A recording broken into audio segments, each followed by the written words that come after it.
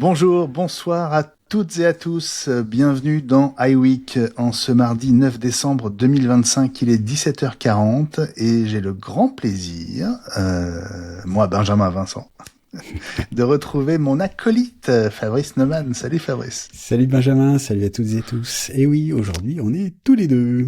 Et ouais, on est tous les deux tranquilles, j'ai envie d'ajouter, pour aborder l'actu de l'écosystème Apple, l'actu de la semaine écoulée. Et c'est vrai que ça a été une semaine extrêmement chargée en coups de théâtre, en démentis, en rumeurs. On va voir tout ça ensemble, Fabrice, avec tous nos amis, tous nos soutiens Patreon qui sont là avec nous dans le chat. Je les salue parce qu'ils sont fidèles au poste. Isabelle nous écoute depuis sa voiture dans les bouchons. Salut Isabelle. Mike est là, lui aussi. Il nous dit salut les iWeekiens. Je dis bonjour aussi de ta part, Fabrice, à Phoenix Revenge, à Frédéric, à... Non, je ne veux pas quitter le site web. Non. Si j'ai des messages bizarres. Je dis bonjour aussi à Johan Run qui est là et à tous ceux qui sont discrets mais qui nous écoutent et qui suivent ce stream en direct. C'est l'un des privilèges de nos soutiens Patreon sur patreon.com/iweek. Bienvenue à toutes et à tous. Merci encore pour votre présence. On commence tout de suite, Fabrice, par un petit tour en Inde, une petite parenthèse, notre retour sur l'Inde, on s'en souvient, a essayé d'imposer une application, on va dire, de contrôle à Apple. Apple avait dit non. Le gouvernement indien a finalement dit, puisque vous voulez pas, on n'insiste pas. En gros. Oui, c'est assez étonnant. Alors, c'était une application de sécurité. C'était présenté comme ça. On savait pas ce que ça sécurisait, à part probablement le recueil d'informations au profit du gouvernement indien. Mais donc, Apple, on avait appris qu'Apple avait l'intention et avait dit non. Et donc, finalement, le gouvernement a reculé. Mais donc, le gouvernement indien a plein d'idées.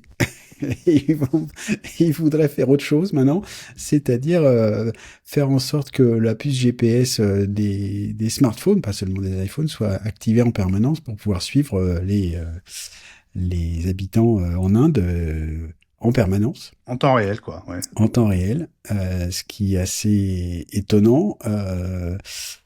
Donc a priori, on ne sait pas encore, mais il y a des chances quand même que Apple et les autres disent non. Et ne serait-ce que pour une raison technique, c'est que une puce GPS, malgré tous les progrès en termes d'utilisation et de consommation énergétique, si tu as une puce GPS allumée en permanence, alors là pour le coup, ton smartphone il va durer quelques heures tout au plus.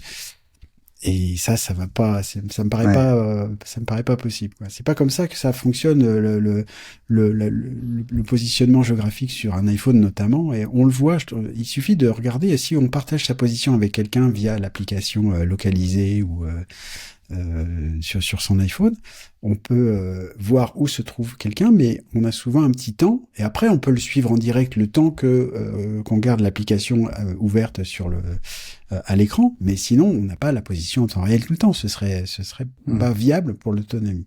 Donc on sait pas trop ce qui se passe. Ce qui est quand même un petit peu inquiétant en revanche, c'est que il y a de plus en plus de gouvernements qui veulent absolument en savoir plus sur nous, citoyens. Ouais, on reparlera peut-être tout à l'heure aussi de ce qui se passe aux États-Unis autour des applications qui permettent de suivre les commandos, les tristement célèbres commandos ICE qui procèdent à des arrestations en pleine rue. Voilà, il y a quand même certaines grosses préoccupations dans plusieurs pays, dont l'Inde donc qui après avoir essayé d'un côté, essaye de l'autre. Voilà, c'est peut-être pas fini et on va évidemment vous tenir au courant et continuer à suivre ces affaires qui nous inquiètent. On passe tout de suite désormais à l'événement de la semaine, Fabrice. Alors j'ai envie de dire que le mercato de fin d'année dans le monde de la tech n'a jamais été aussi spectaculaire et chez Apple c'est un peu, alors je sais pas si c'est la loi des séries ou si c'est juste le signe d'un changement majeur stratégie, de gouvernance, de CEO peut-être. En tout cas, la bonne nouvelle du jour, c'est que Johnny Srouji, le grand patron, le père des puces Apple Silicon, que Mark Gurman voyait partir peut-être très rapidement, a rassuré ses équipes. Et il a dit qu'il n'avait pas le projet de quitter Apple d'aucune manière dans un proche avenir. Alors ça, c'est quand même plutôt rassurant. On va dire que de tous ceux qui sont partis ou sur lesquels pèsent des rumeurs, c'est peut-être sans doute le seul dont le départ serait très problématique pour Apple. Bah, oui, parce que si on remonte un peu en arrière, enfin, donc c'est quand même lui qui est en gros le principal responsable et de la transformation de l'utilisation des processeurs Apple dans les Mac notamment, pas seulement, mais c'est donc la révolution Apple Silicon et des processeurs M, c'est quand même lui qui l'a mené, et on sait du coup, alors on en avait parlé avec à l'arrivée du M5 là, parce que puis ça fait donc 5 ans quasi tout pile là que ça s'est produit, et on est tous encore quand même sous le choc, j'exagère à peine, mais sous le charme. Sous le charme, et tu as raison, c'est mieux comme terme, pour dire bon, c'est quand même c'est fantastique, et ça a été fantastique ce passage d'Intel au processeur M, c'est une réussite. Moi, j'utilise encore un MacBook Air M1 à 8 Go de RAM. Je fais pas du montage vidéo dessus, mais ça marche super bien, et l'autonomie est encore fantastique. Enfin bref, c'est une réussite absolument formidable. Donc les Mac ont jamais été aussi bons que ces dernières années. Et c'est lui qui est quand même responsable de tout ça. Alors du coup, dans ce que tu as dit, en fait, on est parce que donc il y a d'autres personnes qui sont parties, et il y a plein de questions sur, comme tu disais, le mercato et qu'est-ce qui va se passer à la tête d'Apple. Mais il n'en reste pas moins que il a été quand même obligé, semble-t-il, d'indiquer à ses équipes que non, il n'avait pas l'intention de partir. Mais t'as utilisé, je pense que t'as traduit ça très bien, c'est-à-dire que il dit pas tout de suite. Il dit pas qu'il part pas. Soon, voilà. Ouais. Ok. Et dans les commentaires, notamment américains, bon, il a le mot soon, qui veut dire bientôt, tu vois. Non, normalement c'est pas tout de suite, mais il reste comme une sorte de doute malgré tout, et je pense que ce doute. Il aurait juste dit anytime, ça voulait dire qu'il n'avait pas l'intention de partir. Il part pas. Alors que anytime soon, ça veut dire de pas partir tout de suite. Ouais. Alors. Et je pense que ça vient aussi du contexte que tu as évoqué, disons que justement il y a quand même d'autres gens qui sont partis, il y a des mouvements, il y a tout un tas de questions sur la garde, on va dire un peu vieillissante malgré tout d'Apple. Donc c'est pour ça le contexte est pas très bon justement là-dedans, il y a beaucoup d'inquiétude d'incertitude. Ouais. Alors, ce que je te propose, puisque je sais que Frédéric Crassa est sur le point de nous rejoindre, on va pouvoir reparler du cas Johnny Srouji avec Fred, qui est vraiment l'un des grands spécialistes des composants, des processeurs. On va revenir sur les autres mouvements. Le plus spectaculaire, et je sais que celui-là te touche, après John Andrea, donc le patron de l'IA dont on avait appris le départ avant l'épisode précédent, et dont on a parlé la semaine dernière, juste après qu'on ait enregistré justement la semaine dernière, c'est Alan Dye, dont on a appris le départ par Mark Gurman. Alors, c'est drôle de voir les réactions, parce que on va dire que j'ai vu peut-être 70% de réactions positives, c'est-à-dire de gens qui étaient heureux, voire soulagés qu'il s'en aille. Ouais. Peut-être 20 à 30% qui disaient que c'était une catastrophe pour Apple, un coup dur, etc. C'est quand même assez rare que des personnalités qui occupent une place aussi importante. Il était quand même vice-président en charge du design et des interfaces Human Interface, je crois, c'était son titre exactement en anglais. C'est quand même assez rare que des gens qui quittent Apple au bout de 10 ans attirent sur eux autant de critiques, de reproches. Le nombre de gens qui ont écrit bon débarras, c'est quand même monumental. Et je sais que tu fais partie de ceux qui portaient pas forcément Alan Dye dans leur cœur. Oui. Est-ce que tu es capable de nous dire pourquoi? Je crois, moi je m'en suis fait l'écho ici. Effectivement, ça étonnera personne.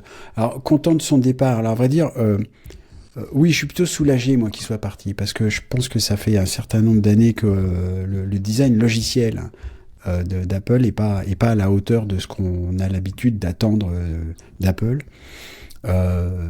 Effectivement, j'ai jamais été fan de Liquid Glass. Alors pourquoi je suis plutôt soulagé? Parce que justement, j'espère. Alors je ne m'attends pas, soyons clairs, hein, à des changements drastiques de l'interface Liquid Glass dans les mois qui viennent, et même pour iOS 27, parce que ça prend du temps tout ça. Ouais. Mais je pense qu'il va y avoir et ça a déjà commencé en fait, hein, des éléments de changement. On a vu apparaître avec iOS 26.1 et encore avec 26.2, il y en a encore d'autres, des manières de changer un petit peu l'interface de glace, ouais, et d'alléger la transparence. Pour ceux qui nous écoutent, Frédéric Crassa, le bien connu, nous rejoint. Salut Fred. Salut. Bon, Fred, c'est un grand plaisir de t'accueillir à nouveau dans iWeek. On était avec Fabrice sur le cas Alan Dye. Tu as peut-être des choses à nous dire à son sujet. Je demandais à Fabrice s'il était capable de m'expliquer pourquoi il ne portait pas Alan Dye dans son cœur. Donc le désormais ancien patron des interfaces et du design. Alors je pense qu'il y a plein de raisons qui font que j'ai trouvé que l'ergonomie, donc l'interface et aussi l'ergonomie, mais tout le discours d'Alan Dye autour de l'ergonomie et de l'interface va à l'envers en fait. C'est-à-dire je suis vraiment c'est le moins qu'on puisse dire j'aime pas ce qu'il dit parce que il a fait beaucoup et il a eu beaucoup de place pendant la présentation de Liquid Glass pour parler du fait que l'interface était intéressante, mais qu'il fallait que l'interface disparaisse au profit du contenu. Ce qui, de mon point de vue d'ailleurs, c'est une première bêtise. Parce que si une interface qui disparaît, ça veut dire que du coup l'utilisateur n'est plus guidé dans l'utilisation de son appareil. Et depuis l'apparition de Liquid Glass, moi qui fais de la formation auprès des vrais gens, je vois ça tout le temps. Il y a des boutons qui disparaissent, les gens sont perdus. J'ai encore fait la semaine dernière un quart d'heure pour justement remontrer comment remettre des boutons dans Safari pour faire réapparaître le bouton pour accéder aux onglets dans Safari sur l'iPhone. Parce que les gens étaient je sais pas y aller. Et puis donc ça je trouve déjà faire disparaître l'interface en fait c'est une bêtise. Et en plus je trouve que c'est complètement bizarre comme idée, alors que à côté de ça tu montres une interface qui est faite pour être vue. C'est complètement contradictoire son approche, parce que on veut faire disparaître l'interface et en même temps on te montre des beaux effets de transparence avec des déformations comme si c'était donc derrière une loupe et machin. Regardez comme c'est beau. Il faut me dire qu'est-ce qu'il faut comprendre. C'est beau, il faut regarder, ou justement il n'y a pas d'interface pour que ce soit plus facile à utiliser. Donc ça, je trouve ça complètement stupide. Il y a toujours pour Liquid Glass, on a essayé plein de fois, on sait que les trucs de transparence, ça marche pas, et on l'a su déjà avec Windows Vista, ça fait quand même un certain nombre d'années. Donc je trouve que cette approche, c'est vraiment en fait quelqu'un qui se regarde plutôt que de proposer quelque chose d'intéressant. Et donc je pense que c'est un monsieur qui est assez imbu de lui-même. Bon, c'est très bien, il faut avoir de l'ambition pour soi-même pour occuper un tel poste. Et justement, pour faire le lien avec son départ, moi, je pense que une des interprétations possibles de son départ, parce qu'il n'a pas été viré, visiblement, il a même a priori surpris chez Apple, son départ a surpris les gens chez Apple, mais je pense que, tu l'as noté tout à l'heure, il était vice-président, il n'était pas SVP, c'est-à-dire senior vice-président, donc il faisait pas partie de la tête, et je pense que c'est ce qu'il voulait et qu'on lui a pas donné cette place-là, parce que même si on l'a pas viré, on connaissait pas exactement, enfin on considérait pas chez Apple qu'il avait un rôle suffisamment important ou qu'il était suffisamment compétent pour occuper ce poste. Et donc je pense que c'est une des grandes motivations pour son départ. Et donc alors, je dis j'essaie de me retenir pour pas dire bon débarras, parce que j'ai pas envie non plus de faire quelque chose de très personnel. Je connais pas ce monsieur. Et il avait une équipe. Et en plus, Liquid Glass, c'est quand même pas lui qui a décidé de le sortir tout seul, et que Apple a vraiment décidé de sortir Liquid Glass Ouais, ouais. alors que c'était pas parfait, loin de là. Et je reste persuadé, ça c'est ce que j'avais dit dès l'arrivée de Liquid Glass, que c'était vraiment un truc, regardez par là, c'est beau, regardez, comme ça vous regardez plus de l'autre côté où on s'est planté sur l'IA. Voilà. Donc je pense que c'est une vraie décision de la part d'Apple de dire, vraiment de faire, regardez par là, et que c'était vraiment mal choisi, et que les interfaces d'Apple en prennent un sale coup pour longtemps, pour plusieurs années. Parce que par l'autre exemple, il n'y a pas que les histoires de transparence, et j'en arrêterai là, mais l'interface globalement sur le Mac progresse pas suffisamment bien. On sait que la gestion des fenêtres sur Windows est bien meilleure que celle sur Mac. Et puis le dernier exemple qui, je trouve, met tout par terre, c'était bien avant les Glass, c'est l'arrivée sur Mac des réglages système qui sont en gros la fenêtre des réglages système de l'iPad sur un Mac, et ça va pas du tout. Et ça fait 2-3 ans que ça dure. Et en termes d'interface et d'ergonomie, c'est nul. Donc, je pense qu'on peut faire mieux. Et j'ose espérer que Steven Lemay, qui le remplace, arrivera à faire mieux en termes d'ergonomie. Voilà. Bah, on n'arrive plus à l'arrêter sur Alandai, Fabrice. Fred Crassa, bon, c'est moins ta partie, mais au moins tu as le regard de l'utilisateur. De l'utilisateur, ouais, c'est ce que j'allais dire, ouais. Alors moi, je suis un peu moins dur. C'est vrai que comment tu as vécu l'annonce? Comment tu as vécu l'annonce du départ d'Alandai? Alors, ça m'a pas fait grand-chose. J'ai pas beaucoup d'attachement avec ce monsieur-là parce qu'il n'était pas très, tu vois, il faut être honnête, c'était pas comme notre dit Johnny Ive. Bon, voilà, il y a un attachement, il y a des choses. Donc, c'est vrai qu'il est là depuis un petit moment. Moi, je serais un peu moins dur sur la partie Liquid Glass parce que je l'aime bien, je trouve ça assez joli, etc. Ça accompagnait l'iPhone Air, mais le gars est parti aussi, je crois. Bon, le designer hardware est parti, hein. Donc ça fait quand même du monde. Mais je trouve, par contre, parce que je travaille dans la formation, on a un avantage, c'est que quand on montre de façon très pragmatique, opérationnelle, comment faire des choses, là, on voit toutes les étapes. Et j'ai vécu, ça me parlait beaucoup, Fabrice, j'ai vécu exactement le même sentiment. J'ai eu le même sentiment que toi cette semaine quand j'ai expliqué à mon entourage sur Safari, qui est quand même, enfin, je veux dire, Safari, c'est énorme, hein, donc c'est hyper important. J'ai montré que la gestion des onglets, on nous rajoutait des clics pour faire certaines choses. C'est-à-dire, je suis obligé de cliquer sur les onglets. Je suis après obligé enfin, c'était compliqué. J'ai trouvé que quand on voulait voir, par exemple, les certificats, mais c'était caché. Par exemple, on dit à tout le monde, quand tu vas sur un site parce que tu as un SMS, etc., vérifie qu'il y a le certificat, etc. Donc, c'est plutôt le cas de Dain. Donc, sur Mac, c'est peut-être un peu plus facile, mais sur Safari, c'était hyper compliqué. On perd la traduction aussi. La traduction, elle est pas évidente. La traduction en français, par exemple, d'un site web anglais, eh bien, des fois, on la voit plus. Donc, il faut passer en mode navigateur classique. Et puis, on sait pas trop pourquoi. Il y a quand même des frictions. Je parlerai de frictions en termes d'ergonomie qui pénalisent, et ça c'est les choses qu'on voit sur Windows ou sur d'autres acteurs, mais pas chez Apple. Et là je vois pas comment ils ont pu valider au niveau de l'ergonomie ce truc-là. L'interface, c'est aussi la voix. C'est aussi tous les moyens, etc.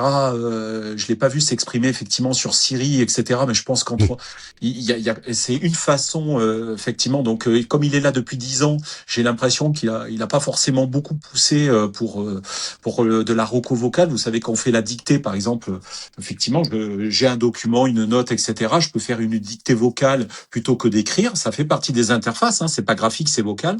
Ça a toujours été pourri. Je l'ai jamais entendu s'exprimer sur ce truc-là. C'est-à-dire que effectivement, il n'était pas SVP. On comprend pourquoi, si je voulais être méchant. Mais je crois qu'il portait pas complètement. C'était un petit peu le côté un peu ouais, bon, je suis chez Apple, on est Apple, un petit peu voilà, pas de remise en cause. Et donc comme toi, Fabrice, je dirais pas de bon débarras, mais par contre, je suis preneur d'une nouvelle personne. J'espère qu'il y aura une rupture avec quelqu'un qui va vraiment reprendre les choses et dire non, là on il faut qu'on règle nos problèmes. Et comme j'entends parler plus tard de remise à jour d'iOS, mais surtout macOS plus tard, où il y aurait des corrections de bugs, où on referait pas de nouvelles fonctionnalités, je me dis que peut-être si on a un remplaçant sur cette partie, peut-être qu'il y aura des corrections sur l'ergonomie, sur le design qui vont être apportées, plutôt que de nous rajouter encore des couches et des couches de boutons, de fonctionnalités dont on se sert pas beaucoup. Donc plutôt en phase.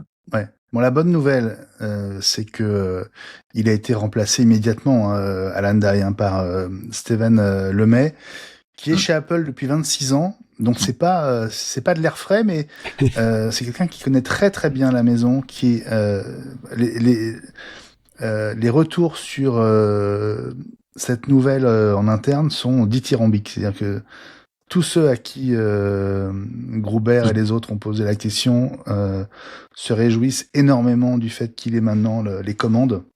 Ouais. Et je pense qu'on peut quand même s'attendre à des bonnes nouvelles, à des choix en termes de design à la fois qui rétablissent certaines choses et qui remettent les choses au carré et qui reprennent une bonne direction. Donc ça, c'est vraiment une super nouvelle. Est-ce que oui, vous avez forcément vu, enfin, Frédéric, je ne sais pas si tu l'as lu, mais les papiers sur Daring Fireball à propos de Alandai, il prend très très cher quand même. Hein. Alors, j'ai pas lu, mais je sais qu'il est assez dur en général, mais par contre, je le trouve assez objectif. Il est factuel. C'est ce qu'il avait fait avant, pour Apple Intelligence, et j'ai trouvé qu'il avait été factuel parce qu'on peut pas dire qu'il aime pas Apple. Hein, il a suivi Apple depuis plus de 20 ans, mais je vais la lire. Mais c'est vrai qu'en général, il est plutôt factuel sur ce qu'il pense. Alandai, il vient du monde de la mode initialement. Il a été recruté en 2015, l'année de l'Apple Watch, justement parce qu'Apple visait finalement une nouvelle catégorie de produits, une nouvelle catégorie, une nouvelle cible aussi, et son expérience l'a fait arriver chez Apple. Il a été validé par Johnny Ive à l'époque. Il y a quand même donc une part de responsabilité. Et c'est bien le problème. Hein. Et ouais. Ouais, hein. C'est bien, c'est ce qui s'est passé probablement parce que si on remonte un petit peu dans l'histoire, Johnny Ive, ça marchait très bien quand Jobs était là.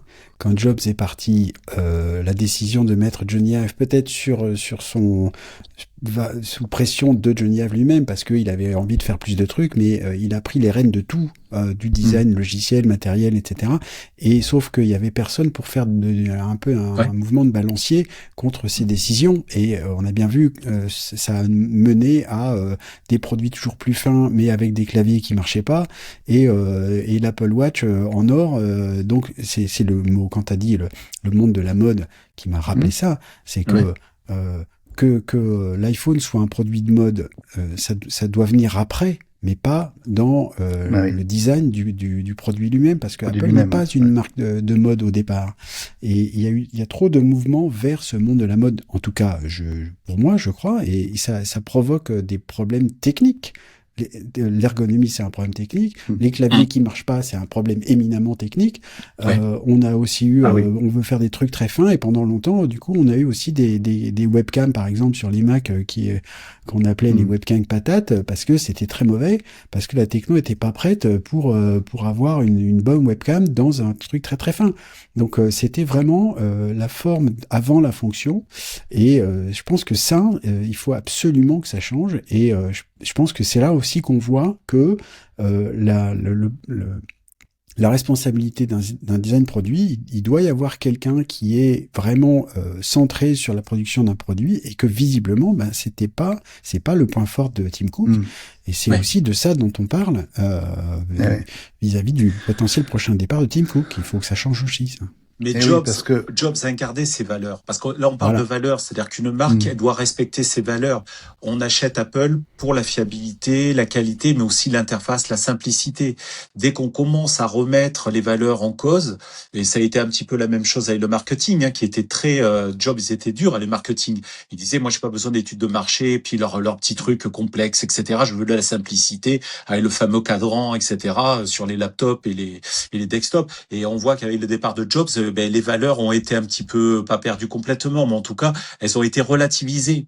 Et là, on a vu arriver, aussi bien au niveau marketing que design, des choses qui auraient pas passé. Le clavier papillon, l'histoire, je sais pas, tu l'avais vécu dans la douleur, je pense, Benjamin, mais ça a duré 3 ans. Ah oui. 3 ans pour sortir de ça, 3-4 ans.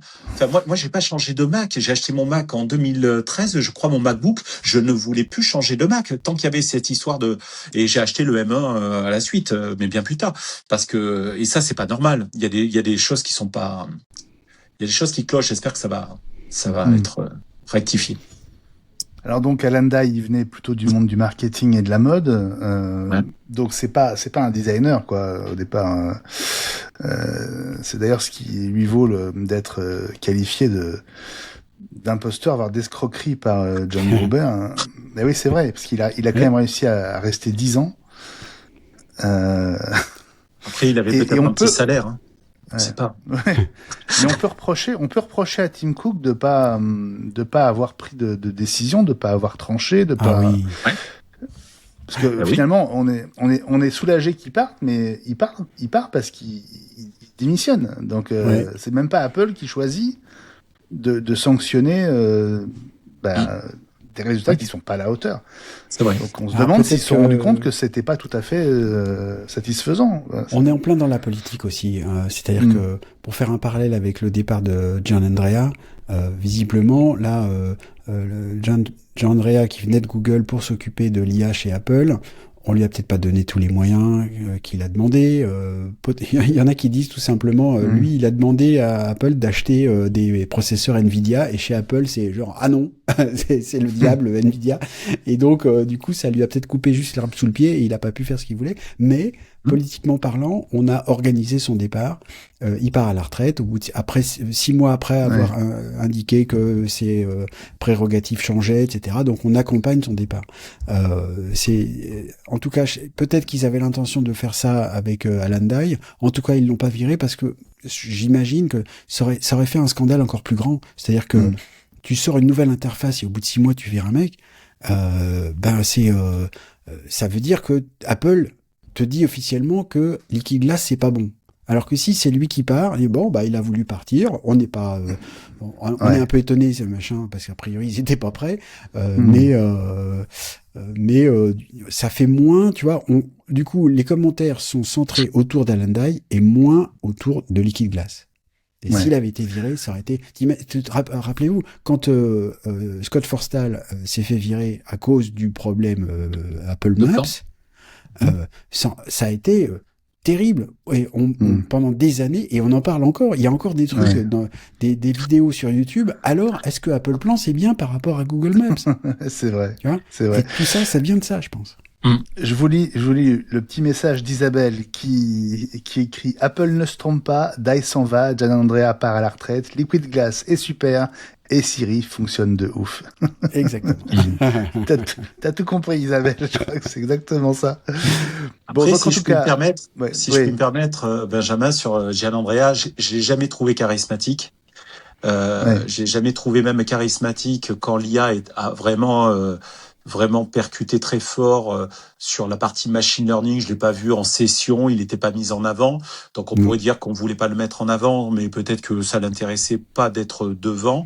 On est resté Apple, il a pas réussi à convaincre, en tout cas Tim Cook, que le machine learning c'était quelque chose qui datait un petit peu et qu'on était passé à autre chose. Il vient quand même de Google, hein. Donc il faut pas oublier que c'est quelqu'un qui était un des directeurs de l'IA chez Google.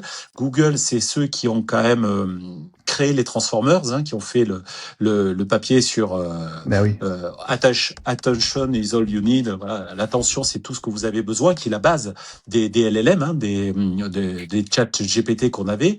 Quand vous avez Ilya Sutskever qui était aussi chez Google, qui était comme lui un des directeurs qui n'a pas créé Transformers. Lui, il est parti chez OpenAI pour créer le truc.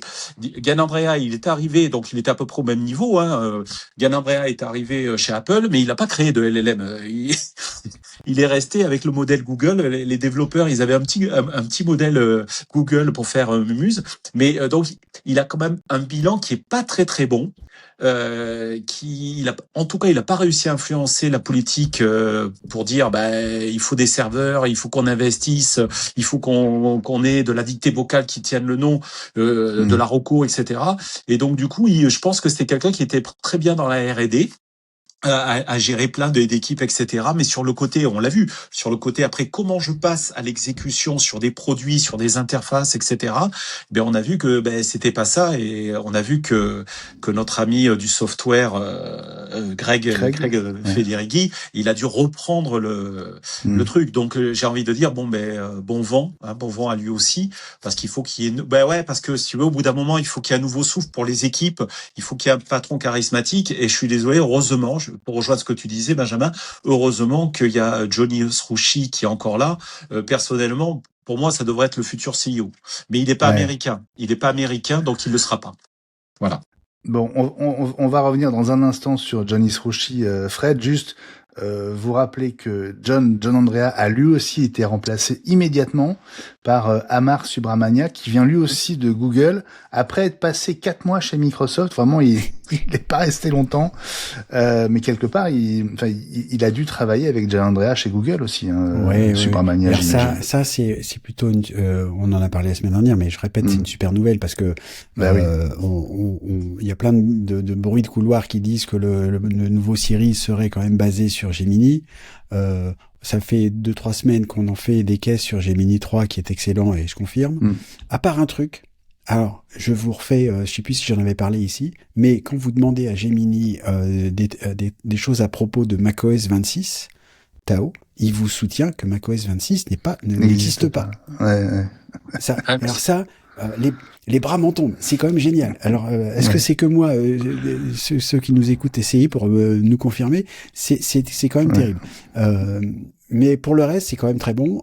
Et si le nouveau Siri est basé sur Gemini, c'est quand même un gage de qualité, semble-t-il, en termes d'IA et de chatbot et tout ça. Et donc, Amar Subramanian, que tu évoquais, vient de là. Il a bossé des années là-dedans. Donc ça, c'est quand même de bon augure sur le prochain série.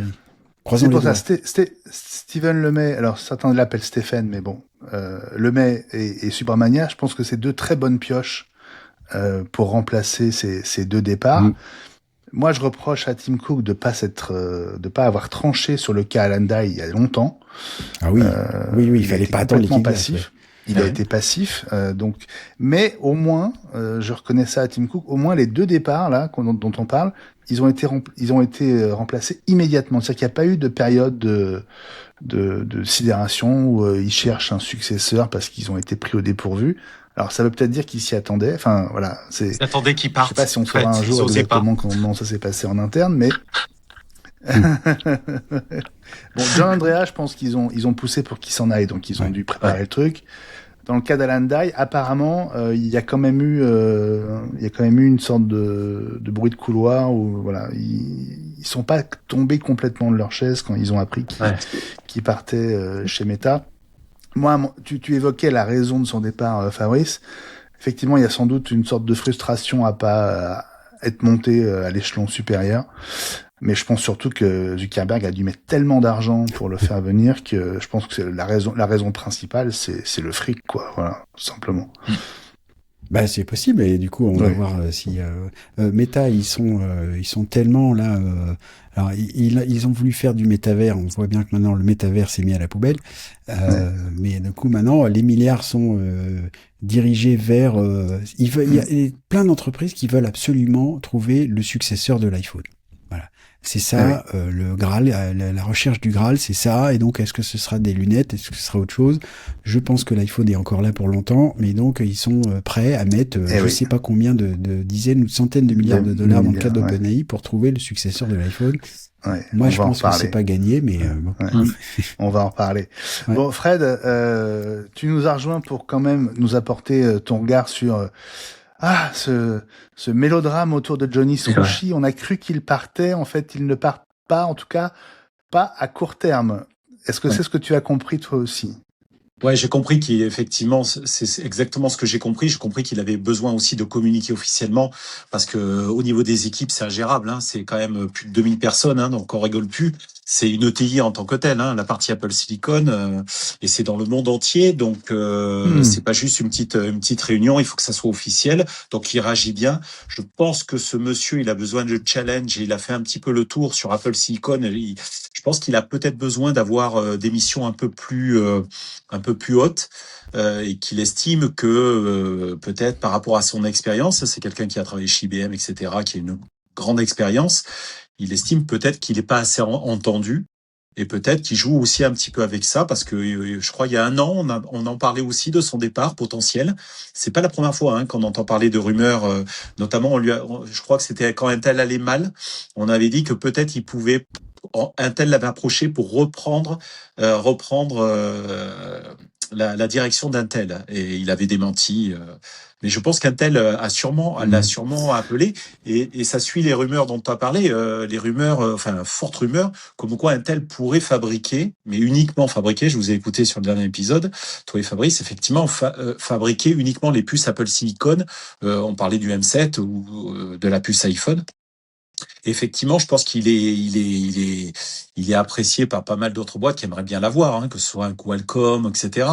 Mais je pense que c'est quelqu'un de fidèle, mais il faut lui donner peut-être plus de place il est peut-être pas assez entendu, donc peut-être qu'il joue avec ça, je trouve. Parce que finalement, entre nous, il fait des puces qui sont largement en avance sur le software, ce monsieur-là. Si vous voyez. Donc, il doit être un petit peu désespéré de faire des puces qui savent faire de l'intelligence artificielle. Et derrière, ça part un petit peu, c'est pas clair, ça part dans tous les sens. Voilà. Je pense qu'il a besoin d'être un peu plus écouté. Ouais.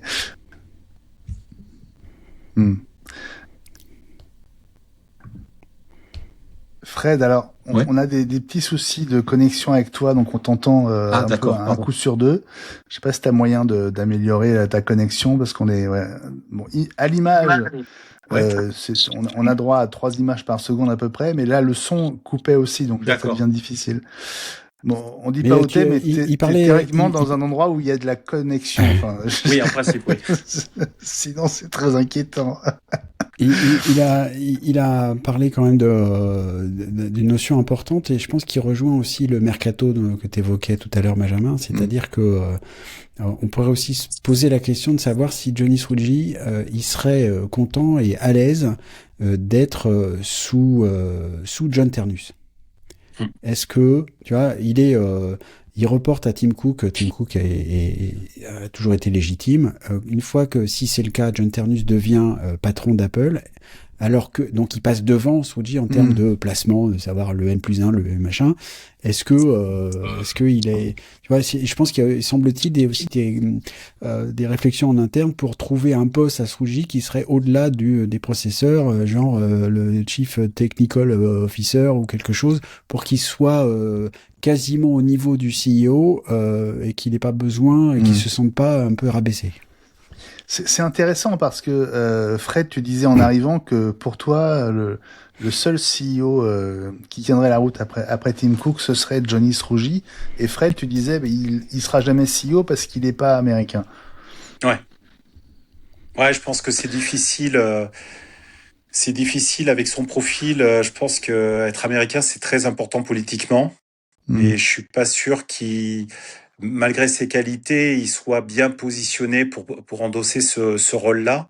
Je pense qu'il aimerait bien... Il est libanais officiellement, Srouji, non? Alors oui, il est libanais. Il est d'origine libanaise? Ouais, d'origine libanaise. Il a travaillé en Israël pas mal de temps. Et puis après, il est parti aux États-Unis. Mais bon, c'est pas quelqu'un qui a culturellement travaillé et fait ses études, etc. Aux États-Unis. Ouais. Bon, en tout cas, il est francophone, donc il vient quand il veut dans les week-ends, évidemment. C'est sa première grande qualité, c'est qu'il parle français. Donc, donc Johnny, on t'attend quand tu veux. Exactement. Bon, on a déjà parlé des départs précédents. Tu faisais référence au designer de l'iPhone qu'on a quand même vu dans la keynote du 9 septembre, qui est déjà parti. De l'iPhone Air, tu veux dire. Hein? De l'iPhone Air. De l'iPhone Air, tu as raison, de l'iPhone Air. J'ai dit quoi? L'iPhone tout court. Donc, oui, l'iPhone Air. Si le designer de l'iPhone parle, là, on est mal. De l'iPhone Air, tu as tout à fait raison.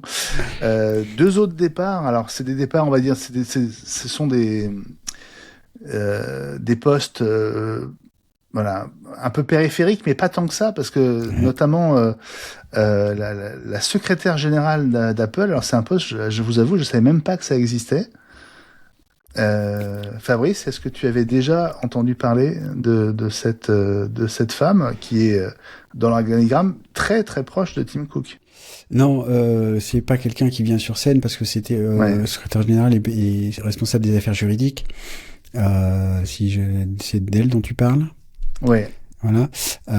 Et donc, alors, éminemment important en ces temps troublés où donc on évoquait dans le retour sur, il y a des demandes folles des gouvernements et puis des procès, etc. Donc, je pense que cette dame était tellement occupée qu'elle pouvait pas venir sur scène et surtout, elle a pas de pertinence pour montrer des produits, évidemment. Donc, du coup, c'est pas un visage et un nom qu'on connaît, mais c'est un poste. Kate Adams. Voilà, éminemment important. Voilà, le service juridique, je pense que c'est quelque chose, on en a déjà parlé aussi, soit c'est pour répondre à des attaques contre Apple, soit c'est pour Apple qui dit, dis donc, tu fais un produit avec un nom proche du mien, pousse-toi de là, que je m'y mette. Mais ce qui est marrant, et c'est pour ça que vraiment le terme de mercato, je trouvais, est vraiment très parlant, c'est qu'elle est remplacée par Jennifer Newsted, qui elle vient de chez Meta. Elle doit avoir du coup les épaules solides. Oui, je pense aussi. Pour ce genre de boulot. Et puis l'autre départ, c'est Lisa Jackson, qui était la madame environnement, on va dire, d'Apple depuis plusieurs années. Voilà, la caution environnementale dès qu'Apple parlait neutralité carbone. Alors elle, on la connaît justement, effectivement, parce que alors, je trouve que c'est vraiment intéressant parce que si j'ai bien compris, elle part à la retraite en 2026. Je crois pas qu'on ait annoncé un remplacement pour elle. Non, pas encore. Et là, on est, je pense, en pleine politique, jeu politique notamment aux États-Unis. C'est-à-dire que Apple s'est lancé pour être neutre en émissions carbone en 2030, mais vu l'administration américaine en ce moment, il fait pas bon de parler d'environnement. Donc, on peut juste croiser les doigts, et je pense que ce sera le cas, que Apple va continuer ses efforts dans le domaine. Mais ils le diront moins. Je pense que dans le carré de tête là avec tous les seniors vice-présidentes, etc., il y aura plus de personnes avec marqué écologie à côté. Oui, parce que pour l'instant, cette attribution-là est rattachée à Kate Adams avant le passage de témoin à Jennifer Newsted. Donc, il y aura plus d'incarnation, en tout cas au moins dans un premier temps, d'un ou d'une responsable environnement chez Apple. Voilà. Bah oui, c'est assez. Enfin, je trouve ça assez grave pour toutes les raisons que je viens de dire. Et puis, Apple s'est engagé, et c'est pas la seule société d'ailleurs, à faire des efforts dans ce domaine avec 2030. 2030, c'est demain. D'un certain point de vue, les efforts, de l'entreprise sont pas remis en cause, mais ce qui se passe aux États-Unis, ça fait des grands pas en arrière. Donc, il doit avoir du mal aussi, en plus, à mettre des programmes en place vu ce qui se passe. C'est compliqué. Dernière question, Fred Crassa, sur Johnny Srouji. Si je te demandais de faire une prédiction dans ta boule de cristal, tu te vois rester chez Apple, ou tu penses que Tim Cook lui a demandé gentiment de lui donner un peu de temps et de rester à l'Apple Park au moins jusque, on va dire, milieu de l'année prochaine, après la WDC peut-être, ou fin 2026, je sais pas. Ouais, il y a un petit peu de ça. Je pense que Srouji a besoin de challenge, et c'est difficile de l'avoir avec Apple, en tout cas, a priori. Et donc, je le vois bien partir. Et je pense qu'il va attendre le bon moment parce que c'est quelqu'un qui est responsable. Il veut pas partir, mal partir, je pense. Voilà. Je pense qu'il veut partir dans les meilleures conditions pour Apple, mais je pense que Johnny Isrushi va partir. Oui. Ouais, et tu dirais quand, en termes de timing? Dans moins d'un an. Dans moins d'un an, ouais. Donc courant 2026. Ouais. Et si tu devais miser sur une destination pour Johnny Isrushi, tu dirais quoi? Intel. Si ça va mieux. Ah oui, toi tu penses... Ah ben s'il veut un vrai défi. Alors pourquoi Intel? Parce que je pense qu'il a beaucoup de connaissances des procédés de TSMC. Je pense qu'Intel, en termes de R&D, comme vous l'avez dit la semaine dernière, ils font un vrai pari sur le 18, c'est-à-dire un équivalent du 2 nanomètres. Ils font un vrai pari, mais c'est un pari propre à Intel, parce que s'ils y arrivent, Apple sera plutôt content. Ils auront un deuxième fournisseur, et c'est Intel qui mise tout dessus. Mais je pense qu'il doit être très en relation avec Intel sur leurs possibilités. C'est quelqu'un qui comprend très bien la maturité, puisque c'est ce qu'on lui a demandé de faire avec TSMC, de savoir est-ce qu'ils sont prêts à produire des puces comme ça pour Mac, etc. Donc il connaît les roadmaps, c'est quelqu'un qui a un accès énorme que nous on n'a pas sur les capacités d'Intel ou pas. Donc ça serait un vrai pari de le voir chez Intel, un gros, et puis quelque chose qui serait très très important pour Intel d'avoir un successeur, mais après c'est avec des si, on va voir. Mais ça serait énorme. Je le vois pas partir chez Qualcomm, parce qu'il mais bon voilà. Ouais. Ce serait drôle que Apple fasse un MacBook avec un processeur M7 entrée de gamme fait par Intel, mais un Intel dirigé par Johnny Isrushi. Oui. Ah oui, et puis pas ça impossible, change. Hein. Ouais, c'est pas impossible, ouais. En termes de stratégie pour les deux boîtes, ce serait pas impossible. En tout cas, on parlait des changements à la tête d'Apple. Moi, je trouve qu'il y a peut-être un truc aussi qui se passe. On parle du départ de Tim Cook, qui est plus ou moins imminent, etc. Mais peut-être aussi que tous ces changements sont plus ou moins organisé pour que ce soit fait sous Tim Cook, pour que le prochain CEO ait pas besoin de le faire et n'ait pas besoin de subir tous ces commentaires en disant où est-ce que va Apple, on sait pas trop, etc. Et que le dernier changement, justement, ce sera le prochain CEO qui arrivera sur une base, je sais pas si elle sera plus saine, mais en tout cas elle sera différente. Ouais. Bon, on va refermer cette page mercato, en tout cas pour aujourd'hui. Je serais pas surpris qu'on ait d'autres nouvelles d'ici la semaine prochaine. On y reviendra évidemment. Je prends quelques instants pour d'abord remercier tous nos soutiens sur patreon.com/eweek qui nous aident, qui nous suivent depuis des mois, des années pour certains. Vous savez que c'est très important pour nous. Ça nous permet de payer les frais autour de la production du podcast et de continuer à eweek et de le développer et d'être toujours là. Merci vraiment à toutes et à tous. Certains d'entre vous sont dans le chat comme désormais toutes les semaines, parce que vous êtes les seuls à avoir l'accès à ce stream en direct dans le chat. Et puis aussi, si vous le souhaitez, vous pouvez nous rejoindre en visio en cliquant sur le bouton qui est sous le lecteur vidéo, si vous suivez le lien qu'on vous envoie chaque semaine. Les deux conditions, c'est d'être sur Mac et d'utiliser un navigateur compatible Chromium. Et donc pas Safari, mais je ne saurais vous conseiller d'utiliser Chrome après ce qu'on va vous dire dans quelques instants.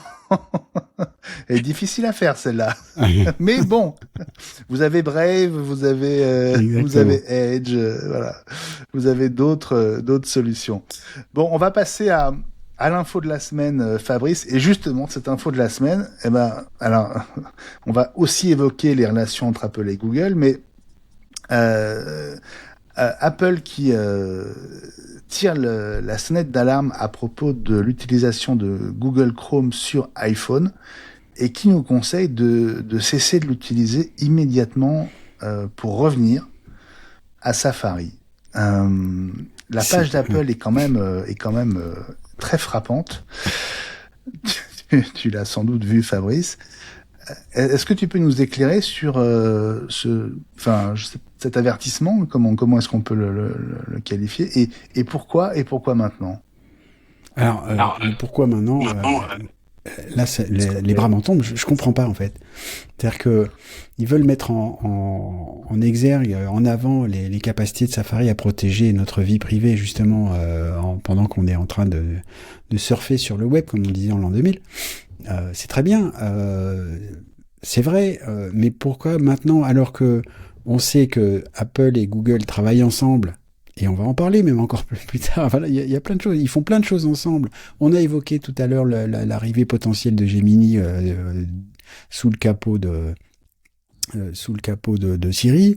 On sait que Google continue à payer 20 milliards de dollars par an à Apple pour que Google soit le moteur de recherche par défaut, dans Safari justement. Et voilà, on a l'impression qu'il y a une main. Tu sais, parmi tous les membres comme un corps humain quoi de chez Apple, il y a une main qui fait ce qu'elle veut et qui dit moi je suis Safari et je veux dire Chrome c'est des gros méchants. C'est très bizarre. Donc voilà. Et donc sur la page de présentation de tous les fonctions de protection de la vie privée de Safari sur le site d'Apple, il y a un petit tableau qui parle de toutes les protections incluses dans Safari et que Chrome n'a pas. Il y a une croix rouge pour Chrome et une croix verte dans Safari. Il y a 6 exemples. Je trouve ça complètement dingue. C'est pas que c'est faux. C'est vraiment le tableau comparatif du pourquoi c'est pas bien et pourquoi il faut rester chez nous.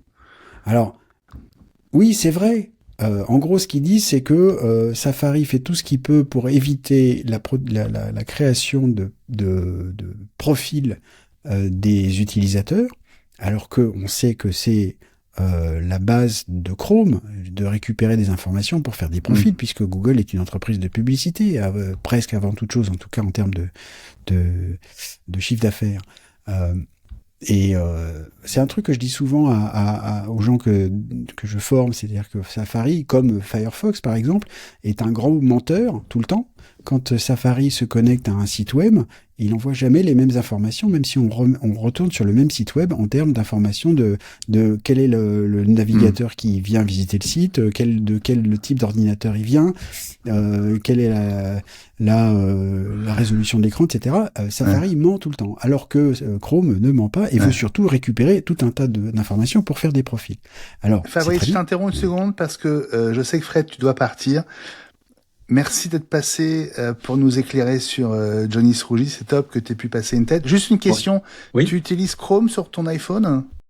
Non. J'utilise Safari. Ça t'évitera de devoir le désinstaller comme ça. Voilà. D'accord, ok. Merci Fred. Merci Frédéric Crassa. Toujours un plaisir de t'avoir dans iWeek. À bientôt. À bientôt. Et on t'embrasse. Salut Fred. Merci d'être passé comme ça avec plaisir. À l'improviste, presque, comme on dit. Salut, j'embrasse la communauté. Elle t'embrasse aussi, je suis sûr. À très vite. Donc, oui, Fabrice, voilà pour le côté purement factuel. Je crois que Google, récemment, a pris une décision un peu à contre-courant par rapport aux cookies. En tout cas, annoncé une décision par rapport aux cookies qui serait la base de cette campagne d'Apple, finalement. C'est-à-dire que Google fait des allers-retours dans ce domaine, parce que ça fait longtemps que on reproche à Chrome, tout le monde reproche à Chrome justement de prendre des informations pour faire des profils, etc. Et donc Google annonce régulièrement des trucs pour dire on va travailler pour que ce soit un peu plus anonyme, sous-entendu quand même, et vous comprenez bien qu'on a quand même besoin de donner les informations aux annonceurs puisque c'est comme ça qu'on gagne du pognon. Donc c'est ils font des alors je sais plus exactement le détail de leur dernière annonce dans ce domaine, mais ils font toujours un pas en avant, un pas en arrière. On va utiliser un cookie, mais on va stocker la moitié des informations, et puis pas tout le temps, et puis ceci, cela. Et en fait, on les croit jamais, parce que ensuite, ils reviennent sur leurs décisions. Donc, la question se pose aussi, on va remettre un peu de contexte. Il se trouve que, encore aujourd'hui, c'est toujours le même chiffre finalement.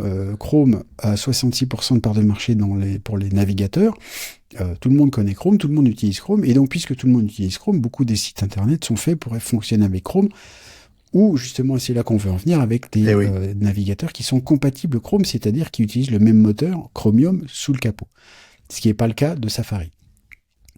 Donc de temps en temps, dans Safari, il y a certains sites qui ne s'affichent pas ou s'affichent pas bien. C'est le cas, par exemple, de Riverside, qui est la plateforme qu'on utilise pour enregistrer le podcast comme nous sommes en train de faire. Et pour ça, il faut un Chrome compatible. Ça marche pas dans Safari. Depuis quand même quelques mois, je trouve que Safari, ça marche très bien et que les exemples, les exceptions sont de moins en moins nombreuses. Et que voilà, ça va mieux, mais ça existe encore. Donc et j'essaye moi de chez mes clients de dire bon bah oui, vous avez besoin de Chrome. Alors en fait vous n'avez pas besoin de Chrome, vous pouvez utiliser autre chose. Donc tu les as cités tout à l'heure, Brave, Edge, Vivaldi, tous ces navigateurs qui utilisent le moteur de Chrome.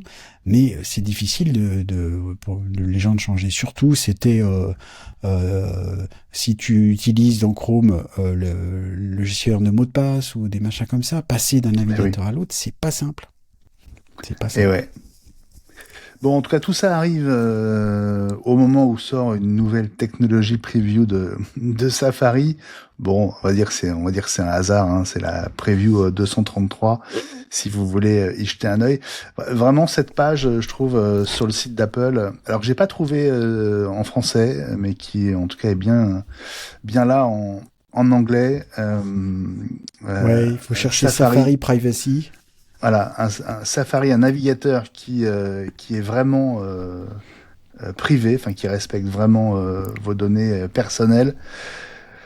À la différence de Chrome, ce qui est marqué noir sur blanc, Safari aide vraiment à protéger vos données confidentielles. Voilà, au moins c'est clair et ça n'empêche pas Apple et Google de travailler ensemble, notamment sur, on va dire, la transition entre un iPhone et un smartphone Android. Et tout ça arrive en même temps, c'est quand même assez étonnant. Bah oui, alors en plus, on avait évoqué, c'était il y a 2 semaines, l'arrivée de AirDrop sur les Pixel 10, les smartphones Pixel 10, permettant de faire de l'échange de fichiers entre le Pixel 10 de Google et les appareils Apple, quels qu'ils soient, que ce soit iPhone ou les autres.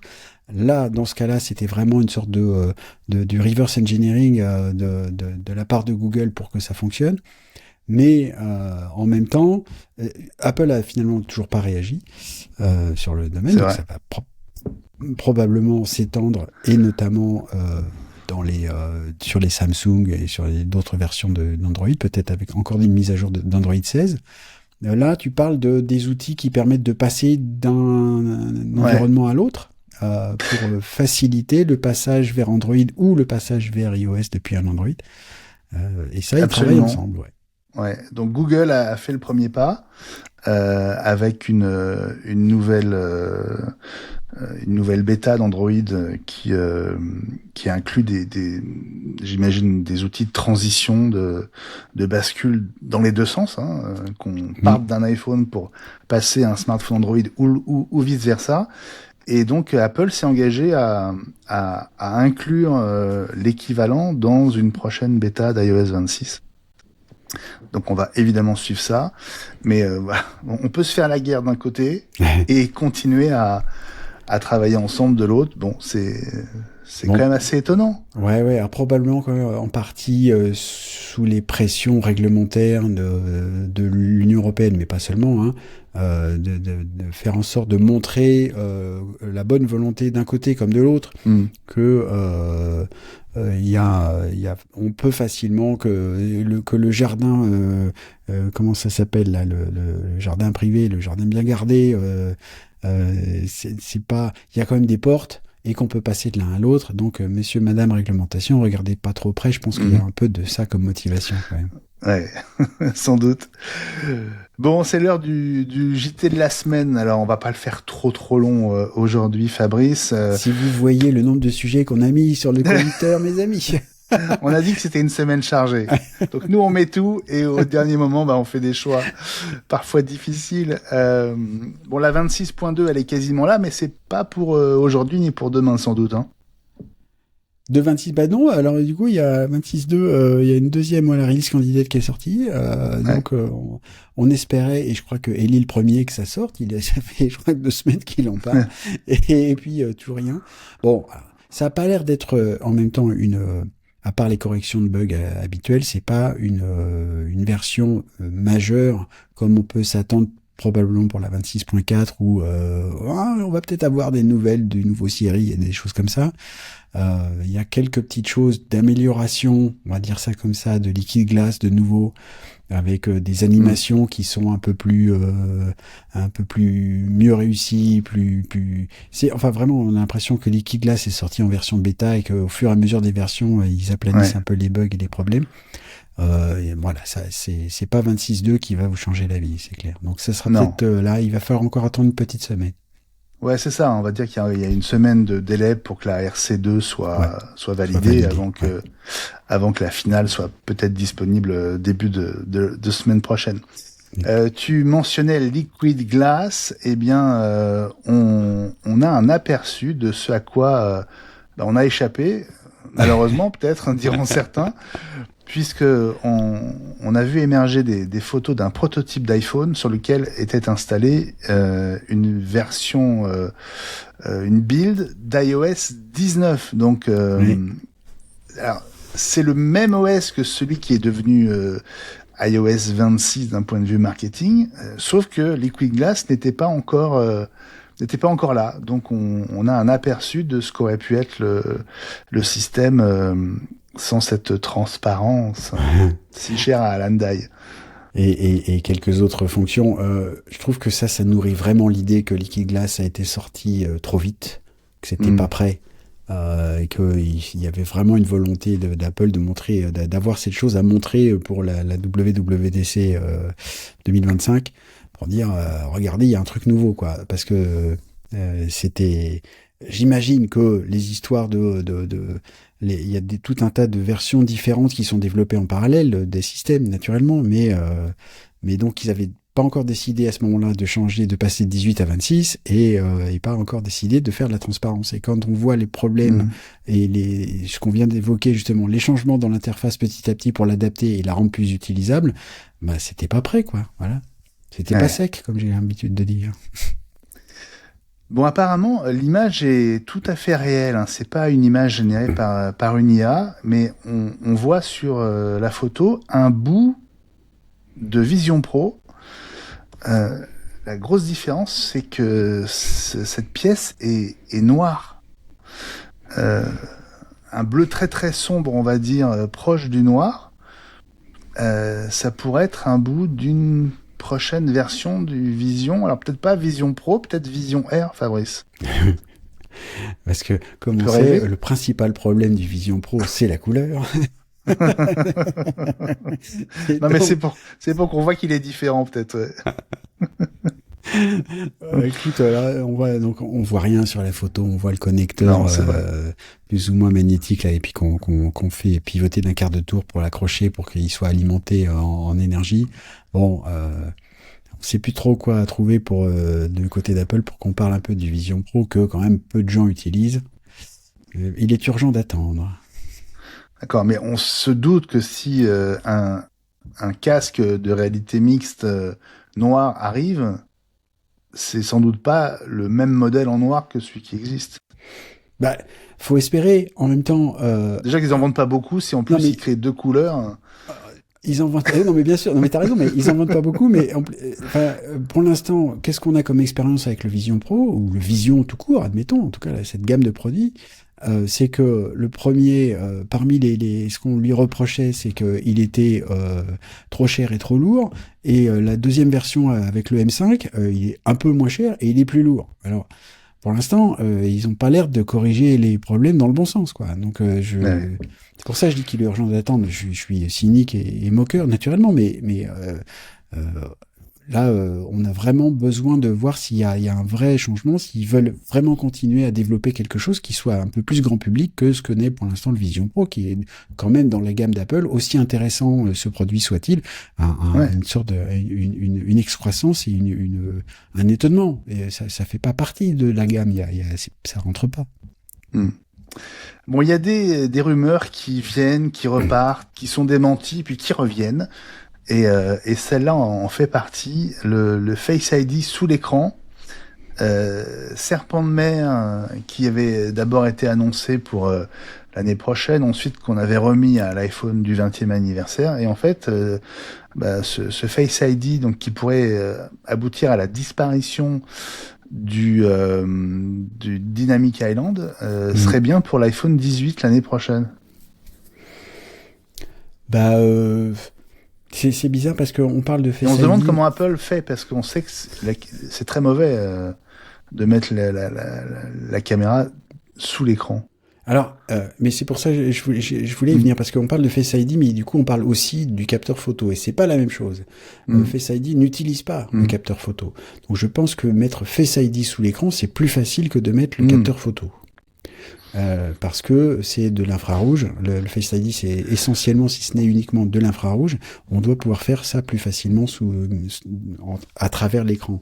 Je vois ce que tu veux dire. Voilà. Peut-être on arriverait plutôt... On garderait un trou pour le capteur photo. Je m'attendrais plutôt à ça. Je vais refaire mon paragraphe habituel et dire, mais pourquoi on s'ennuie, et je suis poli, à faire des trous et des Dynamic Island et des machins dans les écrans. En termes pareil alors Didier il dit j'en veux 2 de Dynamic Island. Bah oui, à vrai dire je suis d'accord, mettons-en 2, on les rejoint les deux, ça fait une barre qu'on met au-dessus de l'écran, et donc on arrête. Pour moi, d'un point de vue ergonomique, justement, reparlons d'ergonomie. La Dynamic Island, c'est pas ergonomique, parce que ça va au milieu de ce qui pourrait être l'équivalent, on va dire, d'une barre de menu en haut de l'écran de l'iPhone, et donc ça enlève de la place. Je comprends pas cette idée absolue de vouloir mettre des trous sous prétexte, ensuite on dit, regardez, l'écran prend toute la surface avant du téléphone, ce qui n'est donc pas vrai, et on est obligé de trouver ensuite tout un tas de trucs pour contourner le fait qu'on ait mis un trou dans l'écran. Ça a pas de sens pour moi. Ouais. Bon, une mauvaise nouvelle pour le duo Johnny Ive-Sam Altman. Ils vont devoir trouver un autre nom que I.O. Oh. Bah oui, alors c'est l'entreprise commune entre Johnny Ive et Altman pour leurs fameux appareils IA basés sur ChatGPT, etc., qu'on n'attend pas avant 2027. Ils ont le temps de trouver un autre nom. Bon, je sais pas. Écoute, j'ai l'impression de faire. Pas pour eux. Mais je pense, ça doit les contrarier. Ah oui, alors je suis sûr que ça. Ils doivent pas supporter que. Oui. Que ça bloque à ce niveau-là. Mais bon, rappelons aussi, ça me fait penser à quand Apple a sorti l'iPhone. Je mets mon costume de Gilles pendant 2 minutes. Il y a Cisco qui avait déjà un produit qui s'appelait iPhone, qui était un téléphone IP, machin. Ah oui, on s'en souvient. Oui. Et donc il y a eu, je sais plus, discussion, si ce n'est procès, je sais plus ce qui s'est passé. Voilà, ils arrivent avec un truc. Mais je pense il y a eu paiement, je crois. Il y a eu paiement. Oui, je pense qu'il y a eu paiement. Alors, pour l'instant, aussi gros soit l'entreprise de commune entre Johnny Ive et Sam Altman, ils n'ont pas encore, je pense, l'influence d'Apple dans ce domaine. Et je pense que c'est plutôt eux qui vont changer de nom, effectivement. Et ouais. Bon, si je vous demande de me citer le nom du smartphone le plus vendu au 3e trimestre 2025, je suis sûr que vous allez vous tromper. Est-ce qu'on laisse est-ce que ouais, on peut essayer de tenter un truc, on passe au sujet suivant et on laisse notre sans tricher sans tricher les gens dans le chat dire alors quel est le smartphone qui s'est le plus vendu au 3e trimestre 2025. Alors, il y a déjà des réponses dans le chat. Il y a déjà des réponses. Tu veux qu'on passe à la suivante et puis on revient? Exactement, voilà. Bon, la suivante n'est pas une indication. La suivante, c'est juste pour vous dire que l'iPhone 17 a été désigné meilleur smartphone de l'année par le youtubeur américain MKBHD, Fabrice. Ouais. Est-ce que ça t'a étonné? Moi, oui, pour tout te dire. Le 17 tout court, tu veux dire? Le fait que ce soit un iPhone, en fait. D'abord. Bah non, pas cette année. Alors voilà. Et parmi les arguments qu'il donne, c'est que, et c'est ce qu'on a dit ici aussi, en gros, c'est l'iPhone 17 le plus réussi, le plus équilibré de toute la gamme des iPhones cette année. Il a l'écran 120 Hz, il a des caméras formidables, même s'il n'a pas le zoom. Le revêtement Ceramic Shield 2 contre les rayures, il a tout, presque tout d'un grand, comme on disait justement. Mais ça reste un smartphone assez cher par rapport aux autres. Donc, il récompense l'équilibre global de l'iPhone, c'est de l'équipement de l'iPhone 17. Ouais. Alors, je reviens au chat, justement, pour cette petite colle qu'on vous a posée. Personne n'a trouvé pour l'instant. Hein. Non. Mike, courageusement, tente iPhone 17, mais non. Et Phoenix Revenge, qui lui a triché, bon. On est sûr que t'as triché. Parce que c'est bien l'iPhone 16, ouais, c'est rigolo. Eh oui. C'est étonnant, Fabrice, non? Mais ça montre, je trouve que... C'est l'iPhone de l'an dernier, quand même. Oui, de l'an dernier, mais qu'on trouve justement un peu moins cher. Et c'est... Il y a un truc, enfin, là aussi, alors, vraiment, j'ai l'impression que c'est le segment de cet épisode où je fais, alors, et cynique et que je répète mes paragraphes, mais tous les iPhones depuis plusieurs années sont plus que suffisants pour l'immense majorité des gens. Et donc, moi, j'ai eu tout un tas de gens, on arrive au Black Friday, par exemple, et on va refaire du coup un lien avec les annonces de MKBHD, parce qu'il a aussi décerné un autre prix à un autre iPhone, mais pas le même genre de prix. Qu'est-ce que je peux acheter? Tiens, c'est le moment, je vais changer d'iPhone, j'achète quoi? Et on trouve du coup à ce moment-là, et puis je pense qu'il y en a encore, des offres sur des iPhones de l'an dernier ou même de l'année d'avant, formidables, des iPhones neufs, avec justement des offres en termes de prix qui sont très intéressantes. Et acheter un iPhone 16 en 2025, c'est tout à fait pertinent. On sait que c'est un iPhone qu'on pourra utiliser pendant des années et qu'on va trouver à 600-700 €, qui est quand même bien moins cher. Et je fais un lien avec justement un des prix décernés, l'avant-dernier prix décerné par MKBHD. Donc pour lui, le meilleur smartphone de l'année, c'est l'iPhone 17. Mais l'iPhone le plus raté, enfin le smartphone le plus raté pour lui, c'est l'iPhone 16e. Et je fais le lien parce que moi, j'ai fait acheter des iPhone 16e il y a encore un mois à des gens, quelques semaines justement, Black Friday, etc. Parce que tu peux avoir un iPhone, oui, qui est limité par certains trucs, mais surtout de notre point de vue de geek. Mais il y a des gens qui ont pu acheter un iPhone 16e à 480 €. Et là, tu veux un iPhone parce que tu es habitué et changer justement, même avec tous les efforts d'Apple et de Google pour que passer de l'un à l'autre soit facilité, mais tu veux un iPhone 9 qui va avoir une super autonomie, etc. L'iPhone 16e, il est super. Oui. Isabelle, dans le chat, dit pourquoi l'iPhone 16e est-il raté? D'un point de vue de geek comme MKBHD, il n'y a pas MagSafe, il n'y a qu'un seul appareil photo, l'écran est que 60 Hz, il y a le processeur de l'année d'avant, etc., etc. Ce qui, globalement, n'a aucune importance quand tu arrives à l'acheter à moins de 500 €. Ouais. Voilà. Le MagSafe, je trouve ça vraiment dommage. Je pense pas que là, mais bon, Apple est connu pour avoir fait des choix qui ne coûtaient pas forcément plus cher, mais juste des choix plus marketing qu'autre chose, quoi. Malheureusement. Mais en tout cas, voilà. Bravo pour l'iPhone 16 en tout cas, hein, oui, absolument. Dont la vie finalement continue et c'est plutôt pas mal. Juste un mot à propos de la situation en Russie où le gouvernement a exigé le blocage de iMessage, FaceTime et Snapchat. Alors dans le cas d'iMessage... Pas iMessage, il me semble, justement. Non, iMessage marche encore, alors qu'en principe, ça ne devrait plus. D'accord. Visiblement, ça marche encore. En revanche, FaceTime ne marche plus. Et Snapchat, je ne sais pas, mais je pense que ça a aussi été bloqué. Officiellement, pour des raisons de lutte contre le terrorisme intérieur, etc. Voilà. Bah, c'est embêtant, des choses comme FaceTime.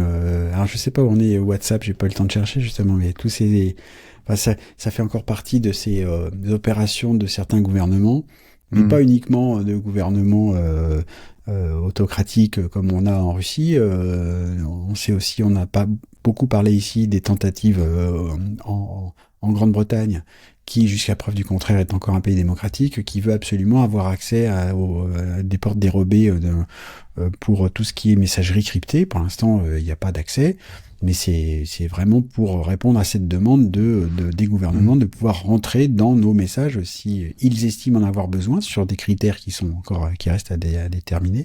Et si les fabricants disent non, eh ben on interdit. Quand on est en Russie, on interdit. Ouais.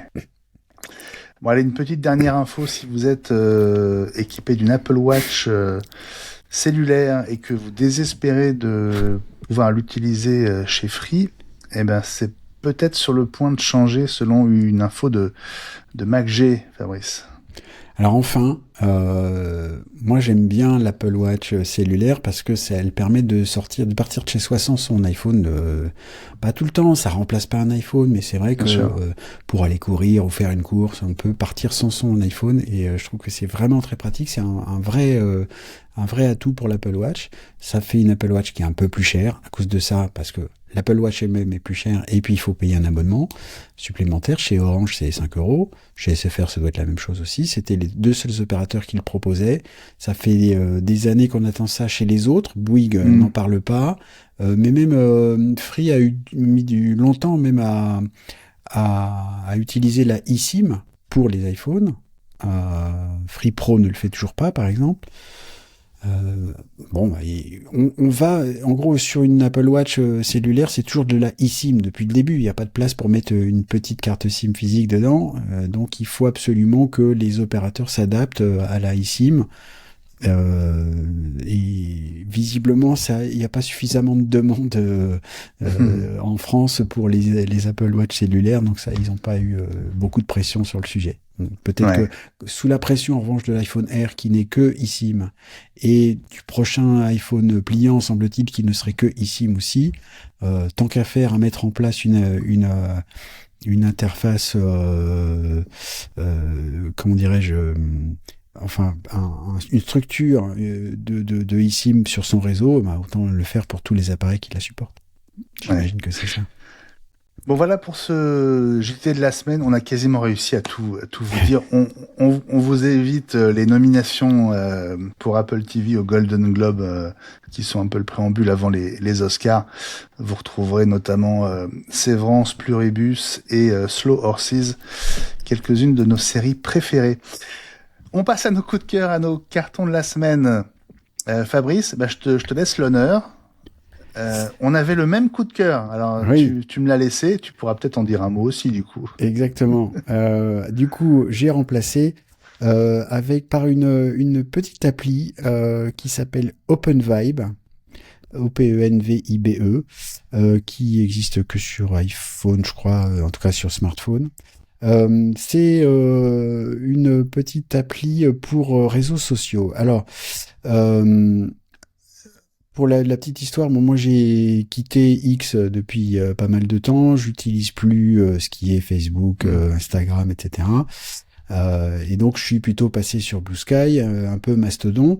Mais même ça, du coup, ça fait deux réseaux qu'il faut regarder. Et donc en fait, OpenVibe, ça permet de réunir au sein d'une seule application Blue Sky et Mastodon, et aussi Thread ou Threads, je ne me rappelle déjà plus. Threads, et Nostr aussi, Nostr, ça c'est un réseau, je pense, qui je sais même pas s'il existe en France, enfin on doit pouvoir s'y connecter, mais personne ne l'utilise, en tout cas moi je connais pas. Et donc au sein de cette, on peut se connecter à ces 4 réseaux en même temps via cette application, et on peut du coup poster et publier sur les 4 en même temps, et aussi lire du coup dans un fil commun. Ça me rappelle, comment s'appelait cette appli qui permettait de le faire avec Twitter à l'époque? Croissant, il y a un truc qui s'appelait Croissant qui permettait de faire du cross-posté. Non, c'était pas Croissant, je crois. Mais oui, ok. Mais c'est voilà, c'est bien. Oui, hyper alors pratique. c'est bien. Alors c'est pratique si, en tout cas, tu fais partie de ceux comme moi qui ont quitté X, par exemple, parce que du coup, X ne fait pas partie de ça. En fait, c'est une application qui fait du regroupement des réseaux qui utilisent des plateformes ouvertes.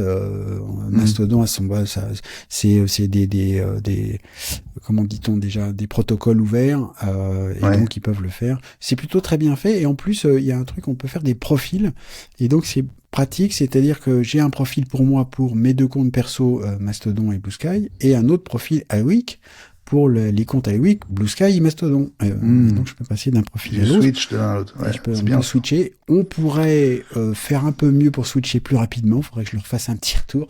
Mais on peut du coup les mettre en place. C'est pratique. OpenVibe, l'icône est marrante. On dirait une petite tiens, comment ça s'appelle déjà? C'est dans la mer et ça a plein de bras. C'est une pieuvre. Une pieuvre. Tu dis, hein. Une petite pieuvre rigolote. Voilà. Isabelle propose Méduse, non? Et non, raté. Mais elle revient quand même pieuvre, la semaine prochaine. C'est ça. Bon, de mon côté, mais tu l'avais vu aussi, et ça nous a tapé dans l'œil, c'est une IA conversationnelle basée en Suisse, lancée par Infomaniac, qu'on aime bien tous les deux, Fabrice. Donc un chat GPT suisse qui repose sur des LLM ouverts, alors peut-être un peu moins performantes que ChatGPT ou Gemini, mais comment on peut l'appeler, peut-être un peu plus responsable? Sans doute. Oui, notamment parce que l'approche d'Infomaniac est intéressante. C'est-à-dire que ils présentent ça, je trouve qu'ils présentent ça bien. Ils ont des centres serveurs Infomaniac, mais dont ils arrivent à se servir de multiples manières. Et donc quand ça chauffe, ils recueillent la chaleur pour chauffer des logements, chauffer de l'eau pour que les gens prennent leur douche. Je trouve que c'est quand même c'est presque, alors c'est pas tout bête parce que techniquement parlant c'est pas anodin, mais ils essayent de contrebalancer ce qu'on sait de l'utilisation énorme d'énergie par ces outils-là. C'est quand même intéressant. Alors c'est une utilisation gratuite. En tout cas, il y a une partie gratuite. Hein. Vous pouvez en tout cas commencer à l'utiliser gratuitement. Je crois qu'après il y a un système d'options payantes, mais qui est pas très cher. Je crois qu'on est à moins de 2 € par mois, sauf erreur de ma part. Voilà, donc ça s'appelle Euria. Et si vous vous intéressez au LLM et si vous testez les options autres que ChatGPT, jetez-y un œil, c'est vraiment intéressant. Ouais, et je trouve que c'est un autre avantage, c'est que donc c'est basé sur Llama, donc qui est le LLM de Meta en fait, mais qui est en source libre, qui est open source, open source, qui est un bon modèle, mais c'est du coup un moyen parce qu'on peut utiliser Llama de manière locale sur son Mac ou sur son PC, mais je trouve que du coup c'est un moyen d'utiliser l'IA locale à distance parce que à cause d'une option qui est très bien, c'est que si l'IA est capable de répondre à ta question sans avoir besoin d'aller chercher sur le web, elle va le faire avant d'aller chercher sur le web. Donc c'est aussi comme ça qu'il minimise beaucoup l'utilisation des ressources et d'énergie. Et donc plutôt que si on n'a pas l'habitude, si on ne sait pas trop comment faire pour installer un modèle open source sur son ordi, eh ben on peut utiliser celle-là. Et ce sera efficace aussi avec un minimum d'utilisation d'énergie. Je trouve que l'approche est vraiment intéressante. Ouais, alors c'est marrant parce que MacG a posé la question à Euria de savoir sur quel modèle repose Euria, et l'IA a elle-même répondu qu'elle est basée notamment sur Qwen, donc développé par Alibaba. Et elle n'utilise pas de modèles propriétaires comme ceux de Google, OpenAI ou Meta. Alors, Llama, c'est Meta, mais Llama est open source. Il y a peut-être d'autres modèles chez Meta qui ne le sont pas. Ouais. Exactement. Voilà, donc voilà la petite nuance qu'on pouvait apporter mon cher Fabrice. On est arrivé au terme de cet épisode 258. Merci beaucoup de votre fidélité à iWeek. Merci d'avoir été au rendez-vous pour vous tous qui êtes dans le chat. Nos soutiens Patreon, je vous rappelle que vous pouvez les rejoindre et nous soutenir, nous aider concrètement en allant sur patreon.com/iWeek. J'appelle aussi les soutiens non payants parce qu'il y en a qui sont passés par patreon.com/iWeek mais qui sont juste inscrits de transformer cette première approche et de devenir des soutiens actifs du podcast. Ce serait vraiment chouette de votre part. Merci en tout cas à toutes celles et ceux qui étaient là aujourd'hui. Je vais pas vous citer, mais de Isabelle à Didier en passant par Mike, Phoenix Revenge et les autres. Merci d'avoir animé le chat. Un grand plaisir. Plaisir aussi d'avoir passé ce moment avec toi, Fabrice. Toujours très sympa. Bah oui, plaisir partagé. Merci à toutes et tous. Alors, on va réagir tout de suite à la question de Didier qui est arrivé à 18h30. Alors, c'est vrai que voilà, il y a question des horaires. Je pense qu'on va juste demander à nos chers soutiens Patreon d'ouvrir leur mail et de faire confiance à l'information qu'il y a dans les mails, n'est-ce pas Didier? Parce qu'il dit alors, j'ai lu le mail mais j'y ai pas cru. Voilà, normalement l'horaire habituel c'est 18h30, mais de temps en temps on a besoin de changer l'horaire et on prévient aussi vite que possible. Donc voilà, donc c'était aujourd'hui effectivement 17h30 et on vous préviendra à chaque fois qu'il y a un changement d'horaire. L'horaire normal c'est 18h30, absolument. Absolument. Et on peut déjà vous dire que la semaine prochaine, ce sera le dernier numéro de l'année, puisqu'après cet iWeek du 16 décembre, on profitera de la période des fêtes pour recharger les batteries et vous retrouver avec beaucoup de plaisir début janvier. Donc soyez au rendez-vous la semaine prochaine. Ce sera notre manière de vous souhaiter une bonne fin d'année avant de vous retrouver l'année prochaine.